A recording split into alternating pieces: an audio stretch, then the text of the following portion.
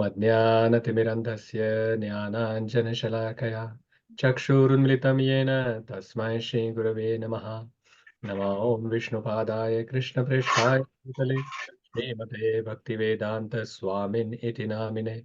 नमस्ते सरस्वती देवे गौरवाणी प्रचारिणे निर्विशेषशून्यवादी पाश्चात्यदेशतारिणे। जय श्री कृष्ण चैतन्य प्रभु नित्यानंद श्री अद्वैत गदाधर श्रीवासादि गौर भक्तवृंद। हरे कृष्णा कृष्ण कृष्ण हरे हरे, हरे Ram Ram Ram Hare Hare. So welcome back to Wisdom of Bhagavad Gita sessions. Sorry, last week I couldn't take the session because of some other services that came up. But let us continue today on to chapter 7. So we have already completed our first section of the Bhagavad Gita.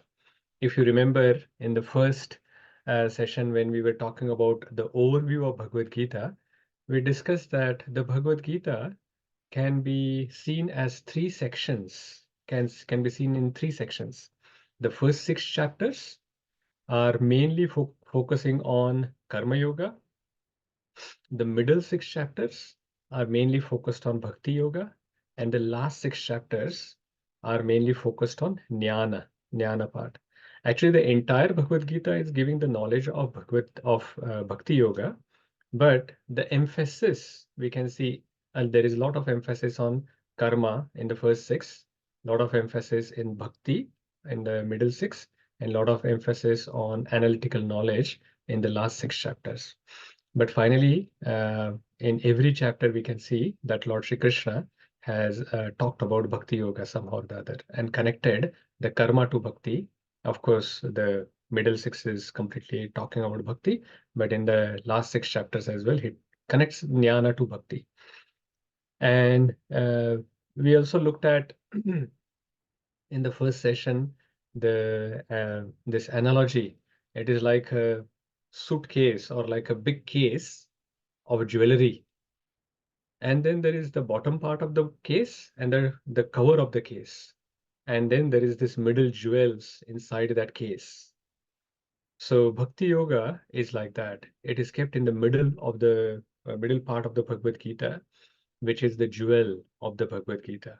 And the first and the last part of the Bhagavad Gita can be seen as the top and bottom part of that case.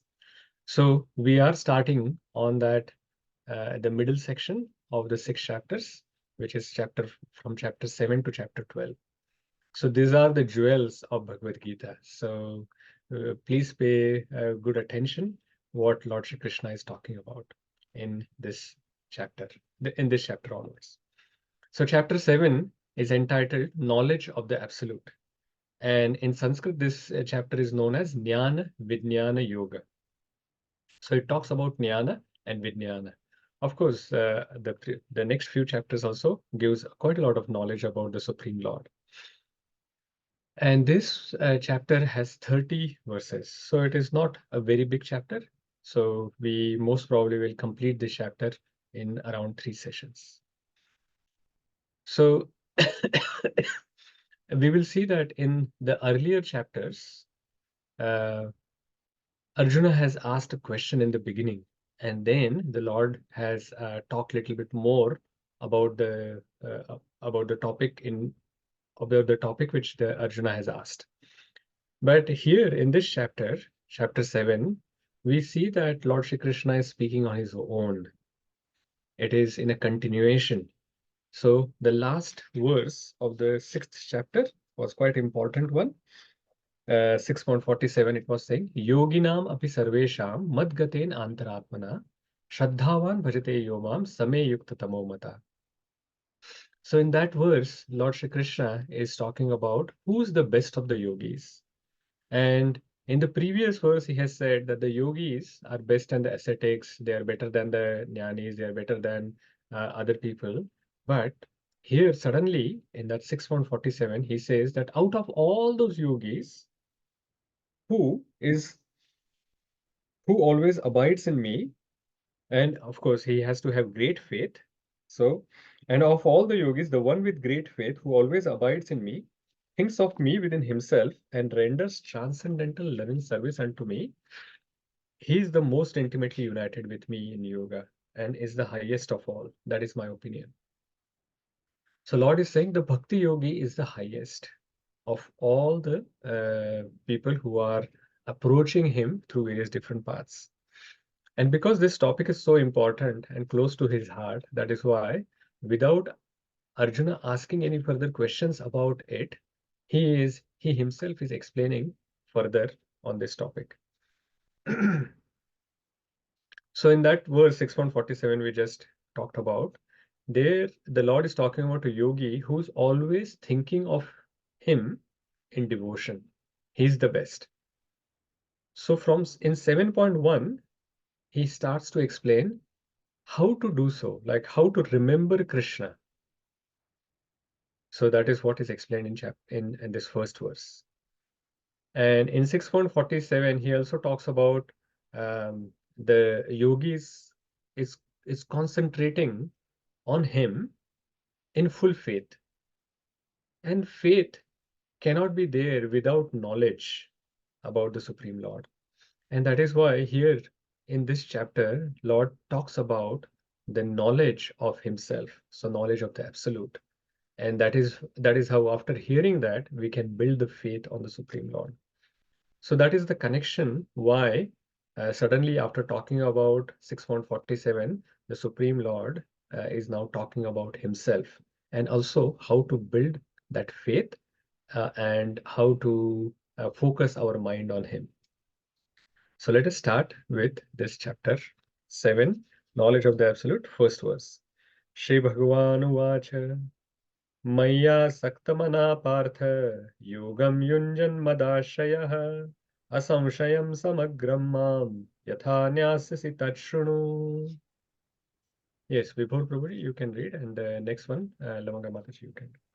The Supreme Personality of Godhead said, "Now hear, O son of Partha, how by practicing yoga in full consciousness of me, with mind attached to me, you can know me in full, free from doubt." Thank you, Hare Prabhuji. Krishna, Prabhuji. Hare Krishna. So this is like a very powerful verse. And you can see this. Srila Prabhupada starts this translation with these keywords. Now here. So he's saying, now here, O son of Pratha. So he's asking, the Lord is asking Arjuna to hear. And this is important because we can see Krishna by by hearing about him. So seeing Krishna through ears. So many times we always hear people saying that, have you seen Krishna? Or how can I see Krishna? Or why don't I see Krishna? So there is this basic problem that we have. If say suppose we want to know about a person or want to see a person, sorry, if we want to see a person, we need to actually know about that person properly.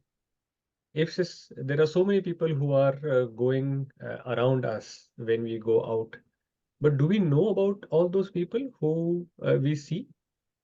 So if there is some very great personality who is going in front of us, but if we do not know about that person, even if that person is there, we wouldn't know who that personality is. So that is why first we need to actually hear about the person, know about the person. Only then, when the person comes in front of us, we can recognize that person. Similarly, if say suppose tomorrow Krishna comes in front of us, we wouldn't be able to recognize him if we haven't heard about him properly. So that is why first we have to hear. And from whom can we hear about Krishna? Of course, Krishna will know himself the best. So if he is talking about himself, that is the best source of information that we can get about the Supreme Lord. So, and of course, his devotees know him. So if he's talking about himself, or the devotees who know about him are talking about the Lord, then we should hear from them. So this is very important. So our bhakti starts from hearing. And that is why when the 9 processes of devotional service, which are mentioned, Shravanam, Kirtanam, Vishnu Smaranam, Padasevanam, Archanam, Vandanam, Dasyam, Sakyam, Atmanivedanam. So these processes also starts from hearing, Shravanam. So Shravanam is the key process. Without Shravanam, we cannot do Kirtanam. Kirtanam means actually glorifying the Supreme Lord. If we haven't heard sufficiently about the Supreme Lord, then how can we speak about him? It is not possible. And Vishnu Smaranam. Smaranam means whatever you have heard, you are trying to remember. But if you haven't heard, then how can you do Smaranam? So everything starts from Shravanam or hearing. So this is why this is the key, that Tat Shunu is mentioned in the verse. In the Sanskrit shloka, the last 2 words are Tat Shunu. So that is, Tat Shunu means try to hear. So that is important. So Tat Shunu. So without knowing someone, we cannot see him. And that is why we have to see Krishna through ears. So as you can see from this picture, Srila Prabhupada is speaking, and all, I think most of the people in front of him, they are Western bodied. So they did not even know about Krishna at all. But by hearing about Krishna from Srila Prabhupada, they were actually created, or they got attracted to the Supreme Lord. So this is how this process of Shravanam works. Then another interesting change that has happened in this verse is this first word in the shloka. Krishna is saying, Maya Sakta Mana Partha. Maya Asakta. Asakta means attached. So he's saying mind attached to him. Maya means himself. Asakta is attachment. And mana. So the mind should be attached to Krishna. Now this is a shift that he had changed the gear while speaking. Till now, in the first 6 chapters, you would notice in our lectures as well, we were continuously talking about we have to give up the results of the action. That means we were regularly talking about detachment, that we have to be detached from the fruits of the actions that we are doing. And suddenly, till now, he has spoken about renunciation, detachment, and suddenly he's talking about asakti or attachment. And asakti to whom? To Krishna. So if we are attached to the Supreme Lord, and that is what he is recommending, attachment to the Supreme Lord, attachment to him, and that is the process of bhakti. So Karma Yoga is the process where the focus is on detachment from the fruits of the activity. And how Bhakti Yoga is different? Bhakti Yoga is the process where we are focusing on getting attached to the Supreme Lord. So detachment from the fruits is detachment from the material attachments that we have. So generally, we are very, very attached to the material results that we are, or any actions that we are doing. We are attached to the result of it. So Karma Yoga is focusing that, okay, be detached from that. But Bhakti Yoga is focusing on, instead of that negative part of detachment, Bhakti Yoga focuses on getting attached to the Supreme Lord Krishna. And when we get attached to Supreme Lord, automatically the material attachments that we have, they slowly go away. I think Srila Prabhupada was giving some example like that. He was saying that, say, suppose if we have something in our hand and we have to pick up other thing, then what we have to do is we have to give up that thing which is in our hand and pick up the other item that we want to pick up. So Karma Yoga is like giving up that thing from the hand, focusing on that. But Bhakti Yoga is like picking up the other thing. Automatically, for picking up the other thing, you have to give up the thing which is in your hand. So automatically, that happens.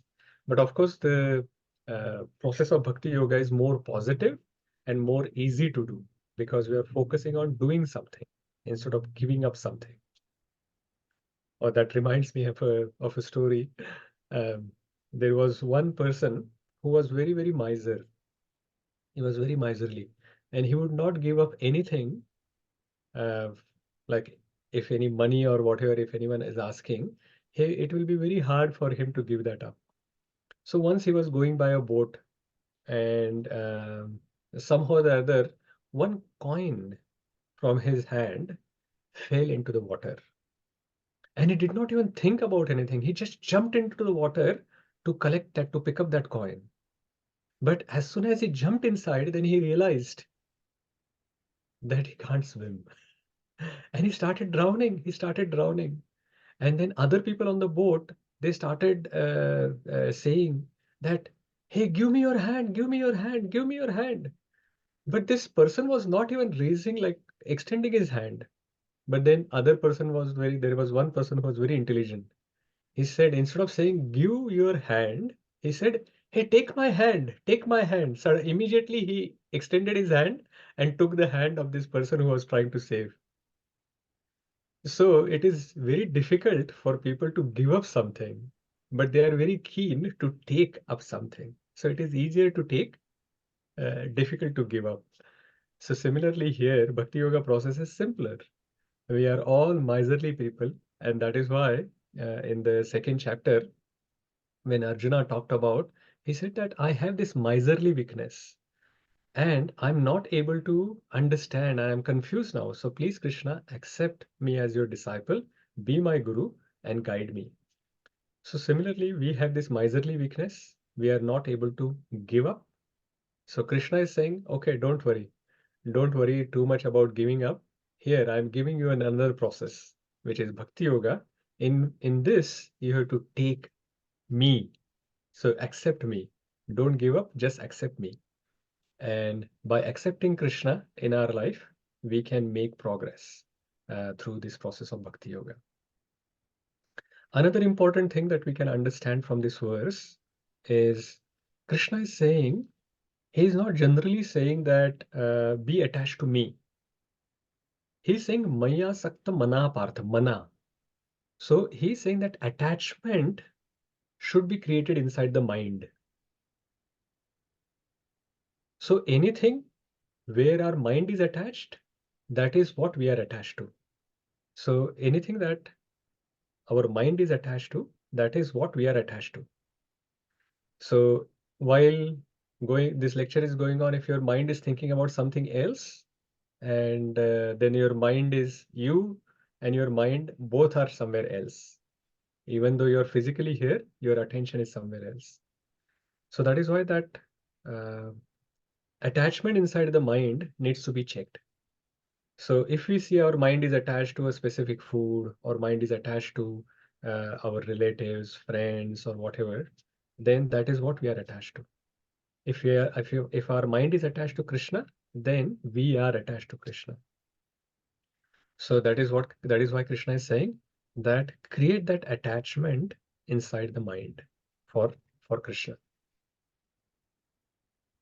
Then one other thing, interesting thing that this verse talks about is where he says, you can know me in full. So he's talking about the complete knowledge. You will get the complete knowledge here, or knowing Krishna in full. Now, this itself is quite bewildering. Krishna is unlimited. We are tiny, we are Anu, and Krishna is Vibhu. Vibhu means he is unlimited, and we are very, very, very tiny. So how can a tiny particle know the Supreme Lord? But here Krishna is saying that you can know me in full, free from doubt. So this complete knowledge of the Lord, what Krishna is referring to, it is only in the principle. In principle, he is going to explain all the areas of knowledge. So Jnana and Vijnana, both he's going to explain. And by knowing that, we would know that, okay, we know everything. But of course, there are details of all of those, which he's not able to explain. He is on the battlefield. So he's just going to cover that at a high level, but he will cover all the principles that need to be known. And what are the basic principles? What is matter? What is spirit? So Maya we need to know, Jiva we need to know, and above all of them is the Supreme Lord. So if we know these three, then we are knowing everything. Of course, there are details of each of that area, and Krishna won't be able to explain all of that in that short period of time that he has. So he's explaining in principle in the next few verses this knowledge which is full, which is true. He's explaining in full, but at the level of principles. And about hearing, Srila Prabhupada quotes these verses in the purport from Srimad Bhagavatam, first canto, second chapter. And they are very, very interesting verses. So let us read this last paragraph of this first purport, which starts from to hear about Krishna from Vedic literatures. Who was the next person? I think, yeah, Hare Krishna. Ravana Mataji. Please go ahead. To hear about Krishna from Vedic literatures or to hear from him directly through the Bhagavad Gita is itself righteous activity. And for one who hears about Krishna, Lord Krishna, who is dwelling in everyone's heart, acts as a best wishing friend and purifies the devotee who constantly engages in hearing of him. In this way, a devotee naturally develops his dormant transcendental knowledge. As he hears more about Krishna from the Bhagavatam and from the devotees, he becomes fixed in the devotional service of the Lord. By development of devotional service, one becomes freed from the modes of passion and ignorance, and thus material lust and avarice are diminished. When these impurities are wiped away, the candidate remains steady in his position of pure goodness, becomes enlivened by devotional service, and understands the science of God perfectly. Thus, Bhakti Yoga serves the whole note of material affection and enables one to come at once to the stage of asamsayam samagram, understanding of the supreme absolute truth, personality of Godhead.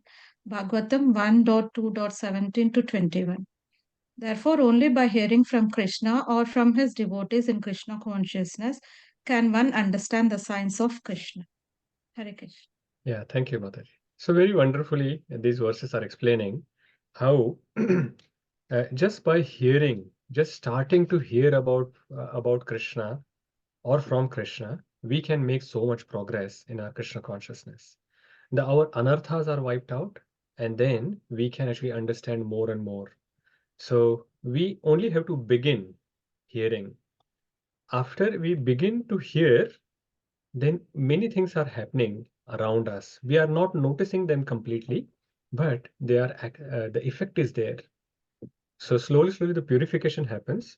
And with that purified heart, when we hear more, our attraction for Krishna increases further and more purification happens. And then that way, with that more purified heart, if we hear more and more, we will get attracted and make progress on the spiritual path. So this is the importance of hearing. So once again, I would say that seeing Krishna through ears, we have to see Krishna through ears, and the learning that we can take, practical learning, is that we can see the Supreme Lord by hearing about him through our ears. So this is the beginning. We have to hear. And it is not only in the beginning we have to hear, we have to keep hearing from Krishna and about Krishna from his devotees. So on our spiritual journey, this is a must. We should keep on hearing about the Supreme Lord. We should keep on hearing from the Lord. So Bhagavad Gita, Srimad Bhagavatam, Chaitanya Charitamrita, these things we should keep reading, hearing. So that is the first lesson we are getting. Okay, let's go on. Let's move on to the second verse. Jnanam teham savidnyanam idam vakshamya sheshatah yajñatva neha bhuyo nyaj jnatavyam avashishyate. Who wants to read the translation? Yes, Parminder Prabhuji and then Surananda Prabhu, you can. Hare Krishna, Prabhuji. I shall now declare unto you in full this knowledge, both phenomenal and numinous. This being known, nothing further shall remain for you to know. So here, thank you, Prabhuji. So Jnanam and Vijnanam has been mentioned. Jnanam teham savidnyanam. And that is why the chapter it was named as Jnana Vijnana Yoga. So it is going to speak about Jnana and a Vijnana. So what are the Jnana and Vijnana? So Srila Prabhupada actually uses these words, phenomenal and numinous knowledge. Phenomenal is referring to jnana, and numinous is referring to vijnana. So jnana is referring to knowledge about material and spiritual energies of the Lord. So there are material energies that the Supreme Lord has, and then there are spiritual energies. And in the next two verses, Lord is going to explain those material and spiritual energies. And Vijnana is referring to the personality and the sweetness of the Supreme Lord Himself. So Jnana is talking about the gross things, and Vijnana is talking about the subtle things. So just like gulab jamun, when we are eating gulab jamun, we can eat it and we can say that it is sweet, or it is perfectly sweet, or today it is less sweet. Something like that can be said. But that is the perception, or that is the understanding, or that is the realization when we get after eating the gulab jamun. So that is the Vijnana. That is the realized knowledge after eating the gulab jamun. And jnana is actually just measuring what is the sugar content inside the gulab jamun syrup or whatever. So you can say that, oh, today I had put 100 gram sugar or 200 gram sugar in this syrup.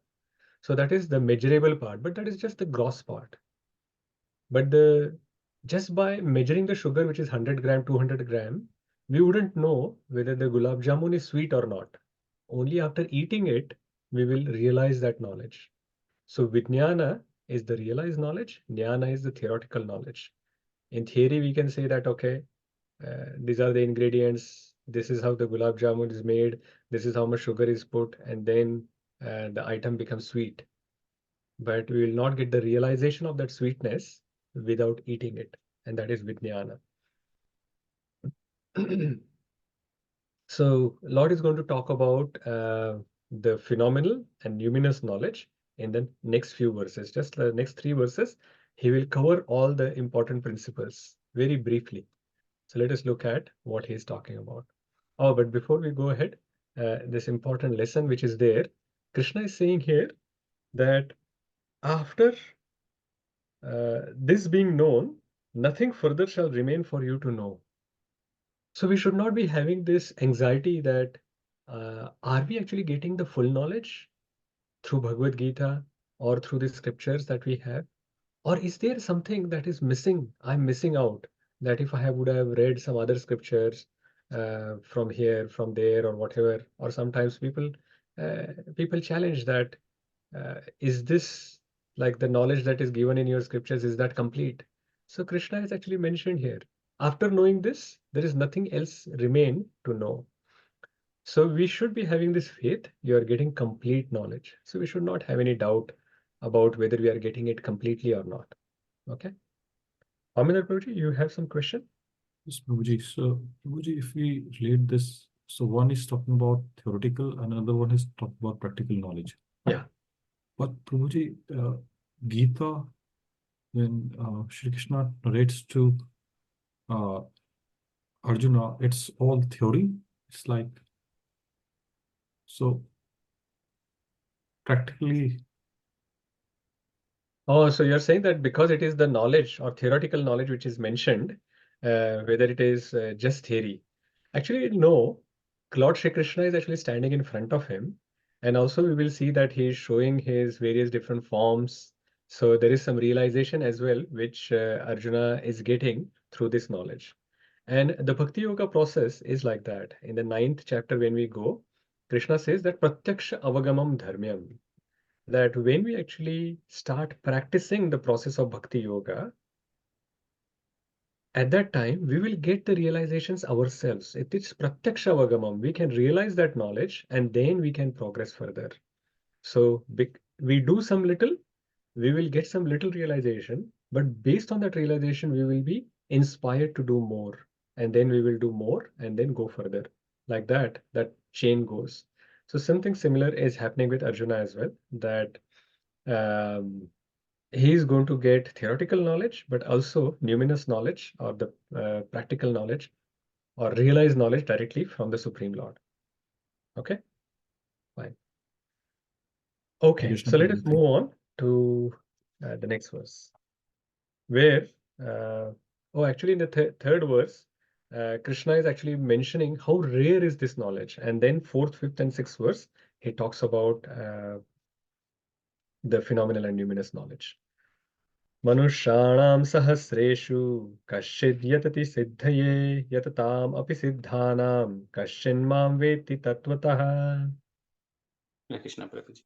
Yes, please. One of many thousands among men, one may endeavor for perfection, and of those who have achieved perfection, hardly one knows me in truth.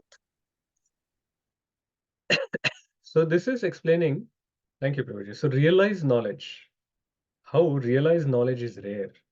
In fact, this entire knowledge of Bhagavad Gita is rare. So what Krishna is saying, Manushyanam sahasreshu. So there are thousands of people.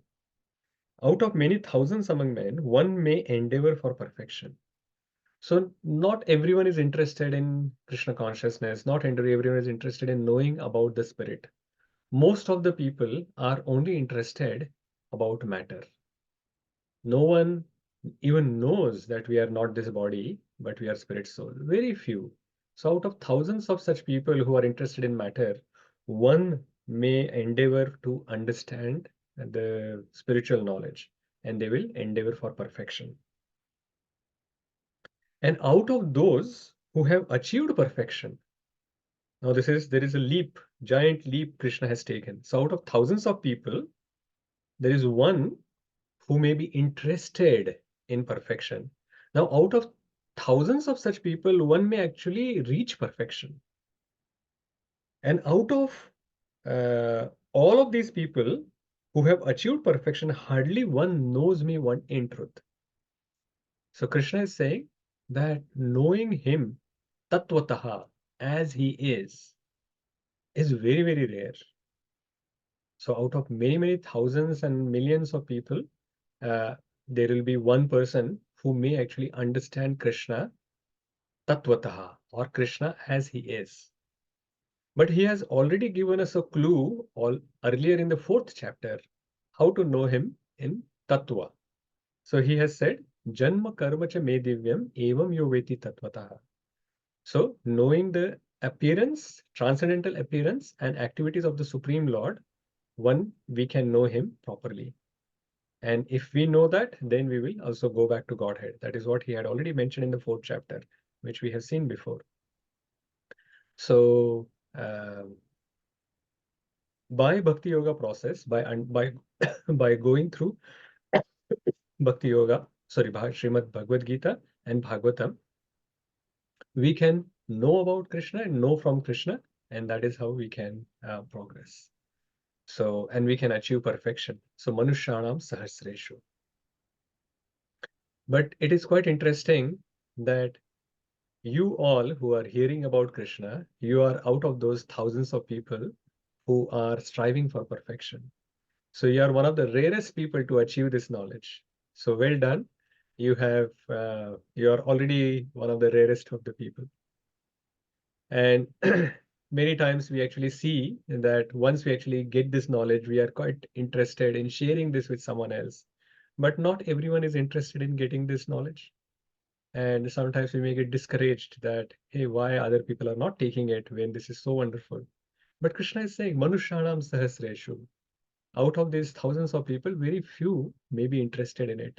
So don't have to get discouraged when others may not be ready to accept this knowledge. Lord has already told that it is rare, and you are one of those rarest of the people. So well done. So, Pamendra Prabhuji, you still have another question? Hare Krishna, Prabhuji.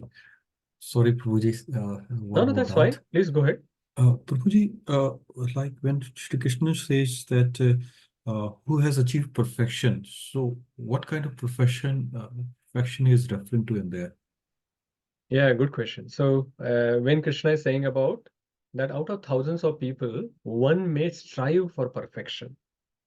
And out of those who know about, who have achieved the perfection, then hardly one knows me in truth. So we all start from this conception that we are this body. very few know that we are not this body, but we are spirit soul. But having this theoretical knowledge that we are not this body, we are spirit soul, it's just that striving for perfection, that first line. And one who has now understood and realized that I am not this body, but I am spirit soul, he is at that level of perfection. Or we can say that he is self-realized. Self-realization is what? Self is, we are not this body, we are actually spirit soul. And once we realize that we are Atma and we are Satchidananda, that means we should be actually doing activities which are useful for the spirit and which are spiritual activities. So that is self-realization. But even those who have self-realized, who have understood that I am Atma, I am not this body, I am not this the body or deha or sharira. Even those people sometimes do not know who is the Paramatma, who is the Supreme Lord, who is Bhagavan. And that is why Lord Shri Krishna is saying, many thousands, out of many thousands among men, one may endeavor for perfection. So we'll try to know about the soul. And of those who have achieved perfection, that means who has understood that what the soul is and what are the activities of the soul, hardly one knows me in truth. So he may have little idea about, okay, I am the soul, I am the small soul, but there is like the big soul that is there. But he will still not understand about Bhagwan or have full understanding of the Supreme Lord still. So there are these three levels: understanding or trying to understand the soul, then get self-realized or understanding more about the soul. But at the highest level is understanding about the Supreme Lord. Is that okay? Yes, Prabhuji. Prabhuji, maybe I might have got this wrong. So initially, when we understand that we are the soul, so we might have gone up to the Brahman level, but not to Paramatma and Bhagwan level. No, We even might for know that something is there, but we don't know some light yeah. is. So the Sorry, Prabhuji, absolute I'm confusing absolute you. truth, yeah, absolute truth is at three levels: Brahman, Paramatma, and Bhagavan. Now, Brahman, even after you understand that we are not this body and spirit soul, with that you can just get liberated. And that liberation will take you to only absolute truth. Because if you do not have any conception of the Supreme Lord, whether it is Brahman, Bhagwan, or sorry, Paramatma or Bhagwan, you will still get liberated if you are doing Karma Yoga properly. But you can, liberated means you are coming out of the material world and you will enter into the spiritual world. But that entry is just into the Brahman. But at that time also, you do not even have to really know completely about Brahman. So only the Jnana yogis will focus on Brahman as such, that light. Karma yogi is only focusing on getting liberated. Jnana yogi is focusing on Brahman. Ashtanga yogi is focusing on Paramatma. And only the Bhakti yogi is focusing on the Bhagwan feature. That is how it is. So your question that when we know about Krishna, sorry, when the person knows about or reaches the perfection, when it is saying that he has achieved the perfection, whether he will reach Brahman, yes, that is right. But he is not even focusing on absolute truth as such. He is just focusing on the perfection. Okay. Thank you, Prabhuji. Yeah, That he will. clears. As a result, he will reach to Brahman. But But he don't know that not he has even. reached it, Yeah, he but is not know what focusing on it. Brahman is. Correct. He's not focusing on it. Hare Krishna, Prabhuji. Thank And you. only when he starts going further and tries to know about the Supreme Lord further, then he will actually understand that, oh, Brahman, Paramatma, and Bhagwan are the three features of the same absolute truth.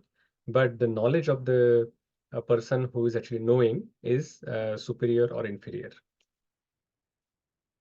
Okay, and I think further we will talk about it. Not in this chapter, but maybe later on. Hare Krishna, Okay, let's Prabhuji. move Thank you. on to the next verse. And now in this verse number 4 to 12, the Lord is talking about the material and the spiritual energies, and also the source of both of these energies. And especially the next 3 verses itself, he will summarize it, and then he will give further examples in the next few verses. So verse number 4. Bhumir apo nalo vayu khammano buddhirev cha ahankara iti yamme bhinna prakrutir ashtadha. Yes, Ramakrishna Prabhuji, please go ahead.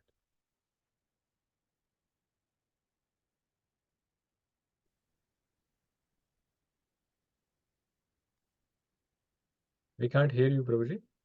Ramakrishna Prabhu.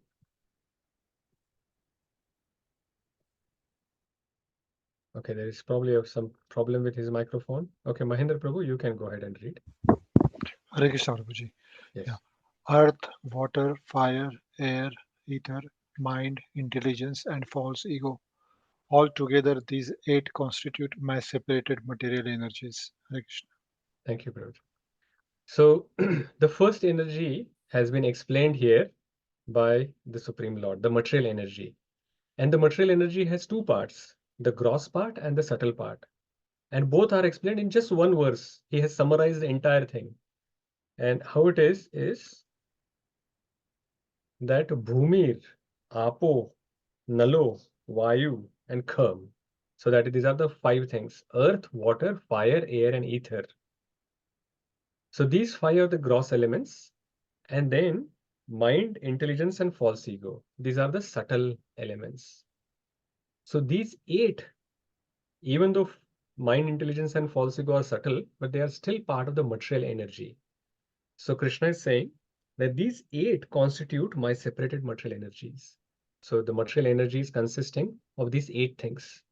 Anything that we see in the material world, except for the jiva, like the spirit which is there, but all the material things that we see, these are made up of these 8 things: earth, water, fire, air, ether, mind, intelligence, and ego. And all these 8 are referred to as apara. Apara means inferior, mainly because they lack consciousness. There is no consciousness amongst them. Only when the soul enters the body, then there is consciousness. When the soul leaves the body is considered dead. The person is considered dead because the consciousness now has left the body.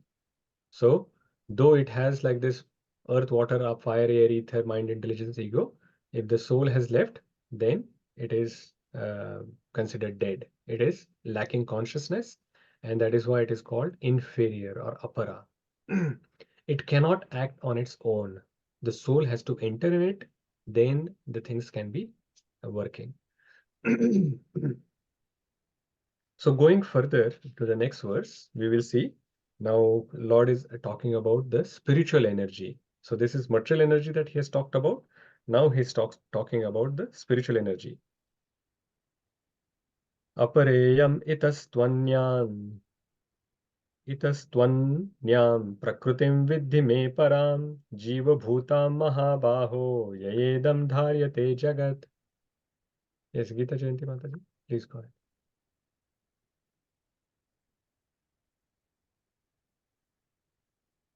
You have to unmute yourself.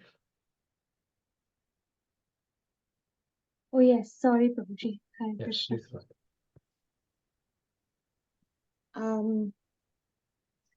So that's besides these, O mighty armed Arjun, there's another superior energy of mind, which comprises the living entities who are exploiting the resources of this material inferior nature. Thank you.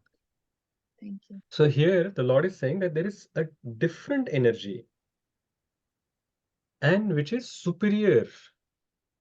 This energy that he's talking about in this verse, verse number 5, is superior than the energy that he talked about in the previous verse, which is all these earth, water, fire, air, ether, and mind, intelligence, and ego. This is inferior, and this energy that he's talking about in this verse is superior to this inferior energy. And who's that? Which comprises the living entities. So the spirit soul that is there inside the spirit soul, that is the superior spiritual energy. So the previous 8 factors that he talked about is the inferior material energy, and the spirit soul is the superior spiritual energy. So both are the energies. So that has to actually, then we have to ask that if both of these are energies, then whose energies are these? These are Lord Krishna's energies. And he is the energetic. He is the person whose energies are being explained. And that he mentions in the next verse. Verse number 6. एतद् योनीनि भूतानि सर्वाण्यत्य उपधारय अहं कृष्णस्य जगता प्रभवा प्रलयस्तथा. Yes, Shanti Mataji, please go ahead. All created beings have their souls in these two natures. Of all that is material and all that is spiritual in this world, know for certain that I am both the origin and the dissolution. Hare Krishna. Thank you, Mataji. So here Lord is talking about himself now.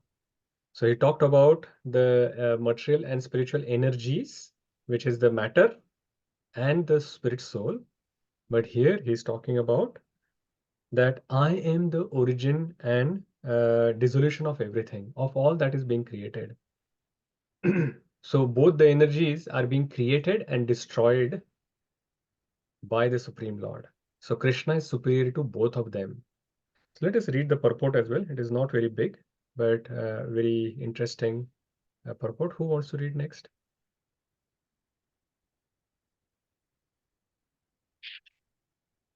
Ramakrishna Prabhu, is that microphone fixed now? Please go ahead and see. Please unmute yourself and yeah. Can you hear me, Prabhu? Yes, Prabhu. Please go ahead. Thank you, Prabhuji. Purport. Everything that exists is a product of matter and spirit. Spirit is the basic field of creation, and matter is created by spirit. Spirit is not created at a certain stage of material development. Rather, this material world is manifested only on the basis of spiritual energy. This material body is developed because spirit is present within matter. A child grows gradually to boyhood and then to manhood because that superior energy, spirit soul, is present. Similarly, the entire cosmic manifestation of the gigantic universe is developed because of the presence of the super soul, Vishnu. Therefore, spirit and matter, which combine to manifest this gigantic universal form, are originally two energies of the Lord, and consequently, the Lord is the original cause of everything. A fragmental part and parcel of the Lord, namely the living entity, may be the cause of a big skyscraper, a big factory, or even a big city. But he cannot be the cause of a big universe. The cause of the big universe is the big soul or the super soul. And Krishna, the supreme, is the cause of both the big and small souls. Therefore, he is the original cause of all causes. This is confirmed in the Katha Upanishad 2:13. Nityo Nityanam Chetanas Chetananam. Thank you, Prabhuji. Thank you, Prabhuji. So Lord Shri Krishna is explaining here, just like the body is growing because there is a presence of the soul in it. Similarly, in this universe as well, there is a soul. And that soul cannot be like this tiny jiva. So the Srila Prabhupada is explaining, for this big universe, there is this big soul which is there, which the Garbhodakshaya Vishnu is entering into each of the universe, and then that is the soul of the each universe. And then the Shirodakshaya Vishnu is our Paramatma, and it is entering into each and every atom as well as each and every living entity, and that is how that becomes the super soul of the living entities or the Paramatma feature. But for everything to actually go ahead, this spirit is required. The matter cannot grow in itself. It requires the presence of the spirit. And Krishna is, and in this, as we can see from this translation, Krishna is saying, I am both the origin and the dissolution.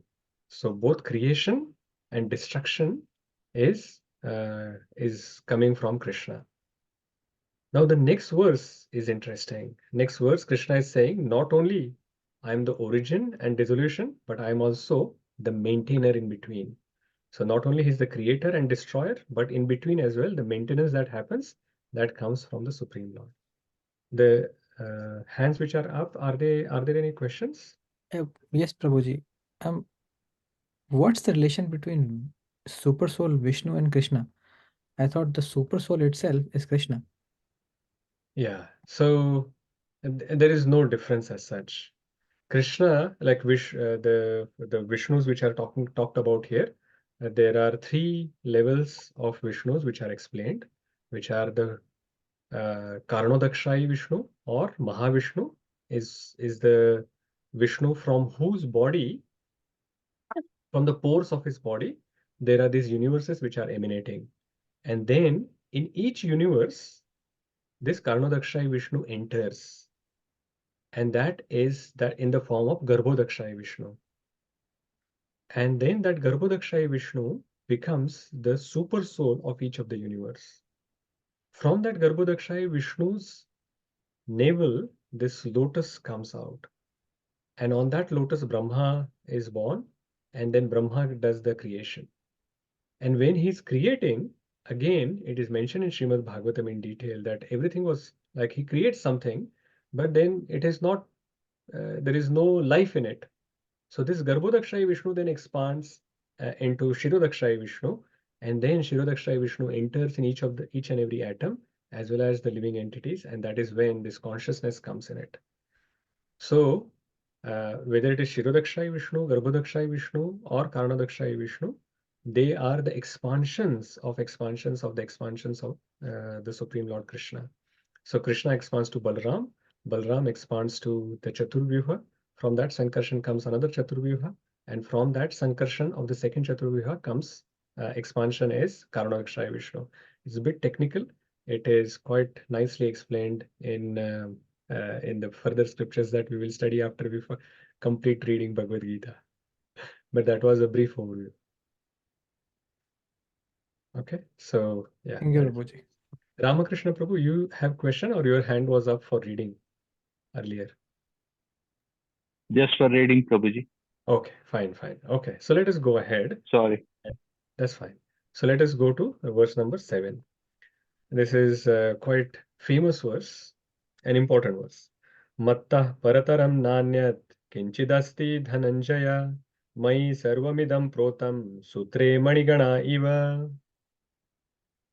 Who's next to read? Yes, Sudharma Mataji, please go ahead. Hare Krishna Prabhuji. O conqueror of wealth, there is no truth superior to me. Everything rests upon me as pearls are strung on a thread. Hare Krishna. Thank you, Mataji. So, very clearly mentioned by Krishna here, there is no truth superior to me. So there is no one which is even equal or better than him. There is no truth superior to him. He is the highest. So, in very, very clear words, Krishna has talked about his supremacy here. But then if he is the Supreme Lord, then why can't we see him? So he has given this example or analogy. He's talking about this like a pearl necklace that you can see on the screen around Krishna's neck now. So this pearl necklace, which is there, a good pearl necklace, you should not be able to see the thread. If there is a necklace where the pearls can be moved and you can see the thread, then it is not properly woven. It is not properly done. So that means the thread is invisible, but the thread is there. That is why all the pearls are strung together. They remain together. If you remove the thread, then the pearl will just disperse here and there. So that is how the Supreme Lord is. It is keeping everything together in this universe, but he is invisible to our eyes, just like the thread is invisible. That is how he is. So there is no truth superior to him. He's still not visible to us because he is like this Sutre Manigana Iva. Everything rests upon him. So all these law of nature which are going on nicely, law of karma is there, law of gravity is there, the physics laws are there. We talked about Newton's law. All of these laws which are there, these are going and working properly because of the Supreme Lord. Everything rests on me, upon me, the Supreme Lord says. But as the pearls are strung by a thread, the thread is invisible. Similarly, the Supreme Lord is invisible. Then how do we know him? If he's invisible, how do we actually understand him further? So then he actually explains various different examples. So let us look at some of these examples. But before that, just a practical lesson for all of us. There is no truth superior. There is no one superior to Lord Krishna. So we should just worship Lord Shri Krishna. Instead of going here and there trying to explore options, Krishna has said, Matta Parataram Nanyad. There is no one superior to me. So he is the supreme most. So we should just focus on worshipping the Supreme Lord. Okay. Now let us read verse number 8 to 11, one after another. And I require few devotees to quickly read the translations after the verses are recited. Verse number 8. Rasoham apsu kaunteya prabhasmi shashi suryayo pranava sarva vedeshu shabda ke paurusham nrushu. Yes, Pamendra Prabhuji. Hare Krishna Prabhuji. O son of Kunti, I am the taste of water, the light of the sun and the moon, the syllable Om in the Vedic mantras. I am the sound in ether and ability in man. Thank you. Verse number 9. Punyo gandha pruthivyam cha tejaschasmi vibhavasau jivanam sarva bhuteshu tapaschasmi tapasvishu. Yes, Surananda. I am the original fragrance of the earth, and I am the hot in fire. I am the life of all that lives, and I am the penances of all ascetics. Hare Krishna. Thank you, Prabhu. Verse number 10. Bijam ma sarva bhutanam vidhi partha sanatanam buddhir buddhimatam asmi tejas tejasvinamaham. Yes, Vibhur Prabhuji, and then Gita Jayanti Mataji can do the next one. O son of Pratha, know that I am the original seed of all existences, the intelligence of the intelligent, and the prowess of all powerful men. Hare Krishna. Thank you. Balam balavatam chaham kamaraga vivarjitam dharma viruddha bhuteshu kamosmi bharatarshava. I am the strength of the strong, devoid of passion and desire. I am sex life which is not contrary to religious principles. O Lord of the Bharatas, Arjuna. Thank you, Hare Krishna. Thank you, Mataji. So there are these 14 examples Lord has given. And through these 14 examples, Krishna is saying that I'm the essence of everything. So Lord Krishna has mentioned earlier in the verses that he's the creator, he's the origin, he's the dissolution, he's also the maintainer of everything. But now he's saying that I am also the essence of everything. And what are the examples he has given? He's saying I'm the taste of water. Now earlier, at the gross level or the phenomenal knowledge level, he has talked about that I am water, earth, water, air, fire, ether, he has talked about. But at the numinous level, which is the experiential level, he's saying I'm the taste of water. So he is both phenomenal knowledge and numinous knowledge he's giving. Taste of water. Now when we drink the water, our thirst gets quenched. That is because of the taste of water that is there. So he's both the water and the taste of water. Then he's light of the sun and moon. So essence of the sun and moon is the light and the heat that comes out of it. Om of Vedic mantras. All the Vedic mantras, you would notice that it starts with Om.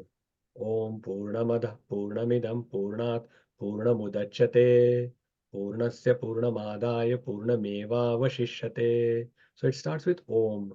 So Pranava Sarva Vedeshu. So that Omkar is in the Vedic mantras is Krishna. Sound of ether. The sound cannot travel without ether. So the sound which is there in the ether is Krishna.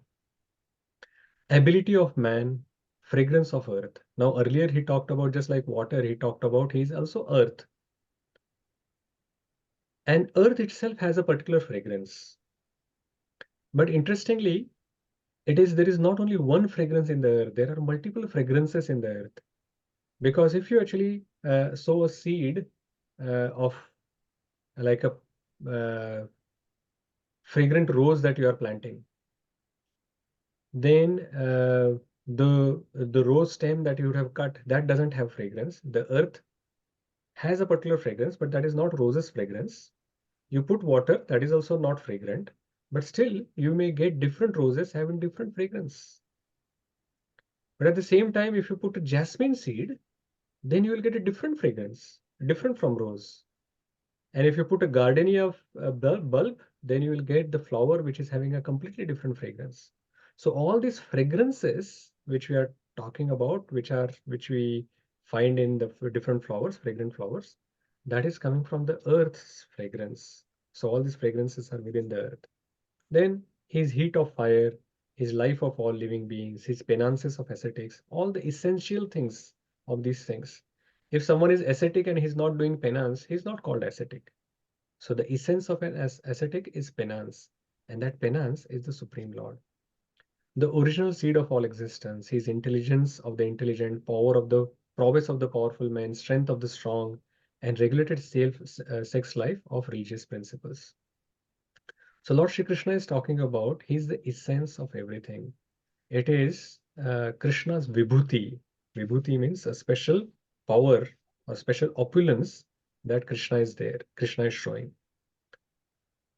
So because he's like that thread which is not visible, Krishna is actually telling us how we can see him, that invisible thread, how we can see. So when we are drinking water next time, we can understand, oh, this taste of water which is quenching my thirst is actually coming from Krishna. When we smell a rose or another flower, then we can understand that this fragrance that I'm getting, that fragrance is coming from the Supreme Lord. And all this, some intelligent person that we meet, that intelligence is coming from him. And not only it is good to see it in that way, in others, when we see, it is also good for ourselves. So suppose we are intelligent, then we should understand this intelligence in me is actually a prowess of Krishna, not mine. It is coming from Krishna. If you are very, very strong, powerful, then that prowess or the strength is coming from Krishna, not me. So if we understand that this intelligence, this beauty, power, strength, renunciation, whatever opulence that we have, if that is not mine, it is coming from Krishna, then why will we become proud of anything? It is not ours. It is coming from Krishna. It is Krishna's original property that he has somehow or the other. We are just an instrument and it is getting reflected in this world through me. And that is how we can understand it. So this is how we can understand how Krishna, or how we can see Krishna everywhere. So practical thing to understand, we can see the Supreme Lord in our day-to-day life through his energies. So even if we are not able to directly see Krishna, we can in our day-to-day life see so many energies of Krishna around us. And that is how we can see Krishna. We'll see one more verse and then we'll finish. Verse number 12.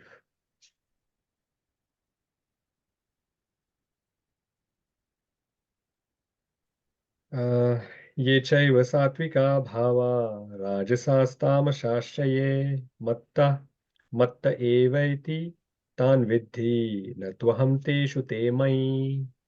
Who wants to read? Hare Krishna Prabhu, can I read? Yes, Maharaj, please go ahead. Hare Krishna.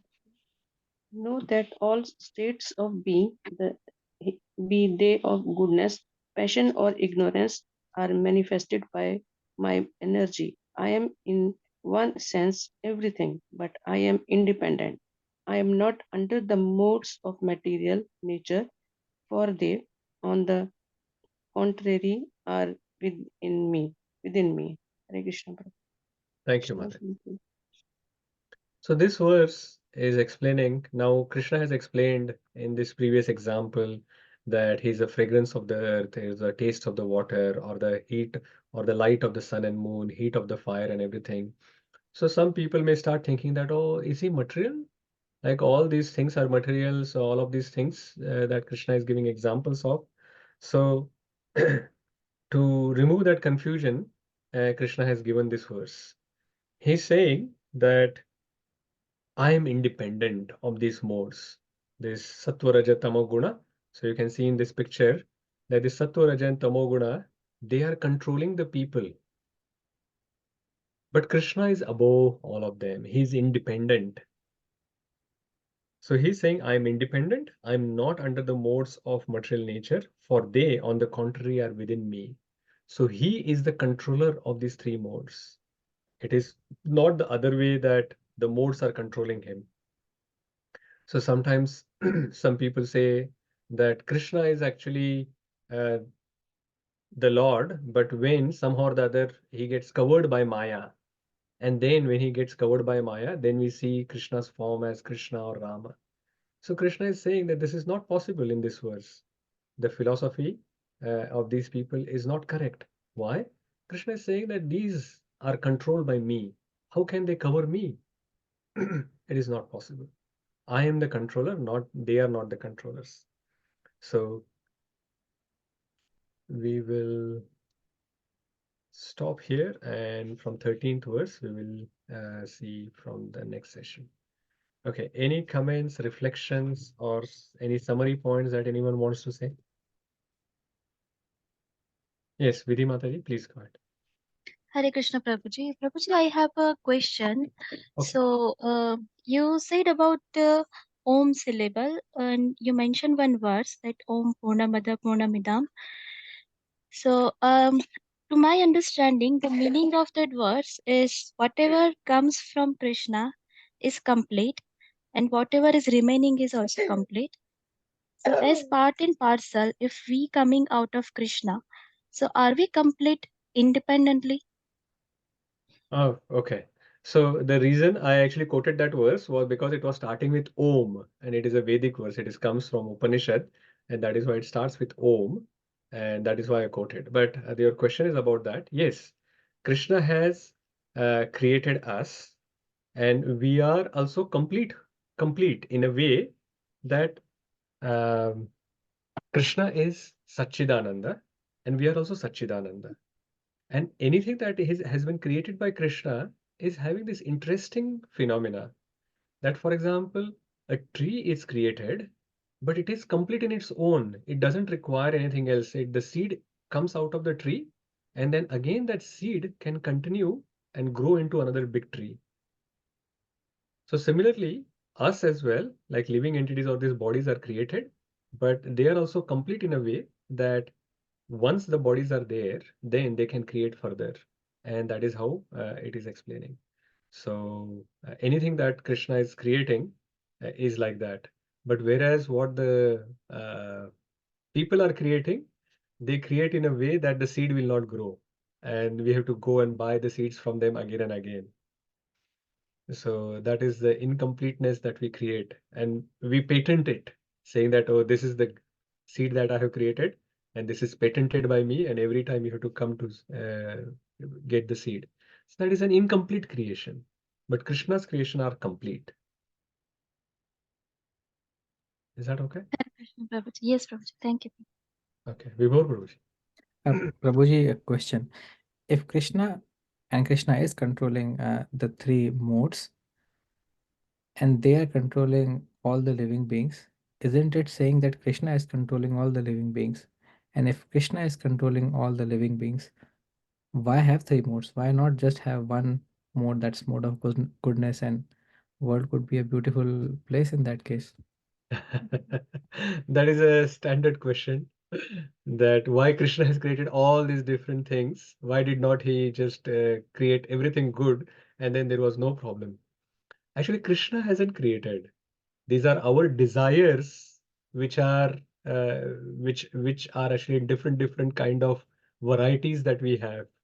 And these different desires, then Krishna has categorized that, okay, these kind of desires are in Sattva Guna, Rajoguna, or Tamo Guna. So if we did not have these different desires and we just had the Sattva Guna desires, then it was all good. In Satya Yuga, most of the people they were in mode of goodness, and most of the desires were sattvic desires. But then it deteriorated further, and then we had more of passion and ignorance that came, and Kali Yuga has lot of ignorance. So it is not that Krishna has created them; it is our desire. Krishna doesn't actually create or forces us to um, have wrong desires. It is us who choose it. Oh, one good example is like the Kahoot quiz that is there. There may be one right answer, but there may be 3 wrong answers. And I don't force you to choose the wrong answer. You choose it on your own. But the idea of that quiz is that we all choose the right answer. Because when we choose the right answer, then we know that we are correct and we can actually learn and understand and progress further.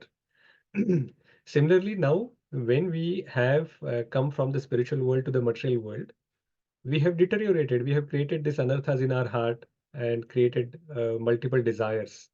So Krishna's energy Maya will give us different options and ask us to choose at different times. And she will watch which option you are choosing. Correct? One correct option or these other hundreds of wrong options which are around us. If you choose the correct answer, Maya thinks that, oh, good. Now he has passed this exam. I'll give him the next one. I'll give him the next one. Like that, it will check us at every place to see whether we are getting purified or not. And once we get purified, we are advancing to the next level and progressing further. Hare Krishna, Prabhuji. Thank you. Mahendra Prabhuji, let's take some summary points instead of questions. If further questions are there, we'll see next week. Yeah, I've got a question, so maybe Oh. I'll park it for the next week. Yes, please, Prabhuji. It's already late today. Okay, So cool. if No there worries, are I'll any park it summary for the next week. points, Yeah, Prabhuji, it's for me. I guess the major doubt got clear in today's session, where in that 7.7 you mentioned, Krishna himself is mentioning about Krishna is the Supreme Lord. The famous word, there is no truth superior to me, and then there are multiple examples which explain. So that's a really big side for me. Thank you, Prabhuji. that's good. Yes, Surananda Prabhuji. Yes, Prabhuji. Bhakti teaches us how to attach to Krishna. Automatically, will get detached from material things. Yeah, very good. Anything else? Anyone has any other reflections or comments or any summary points or anything that you learned today?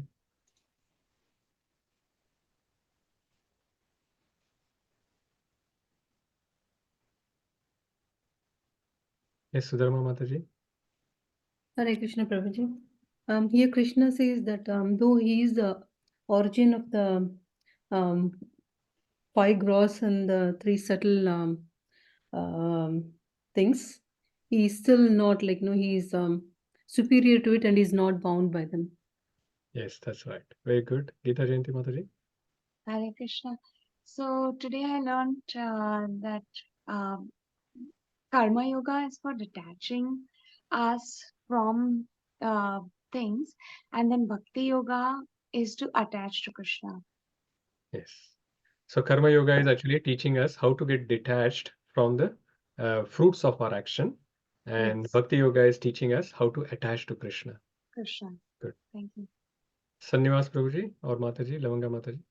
Hare Krishna, Prabhuji. We can see Krishna only through our ears, so we have to first hear about Krishna. Yeah, very good. Excellent. Thank you very much, everyone. I think we will stop here. Hare Krishna. Srila Prabhupada ki jai. Srimad Bhagavad Gita ki jai.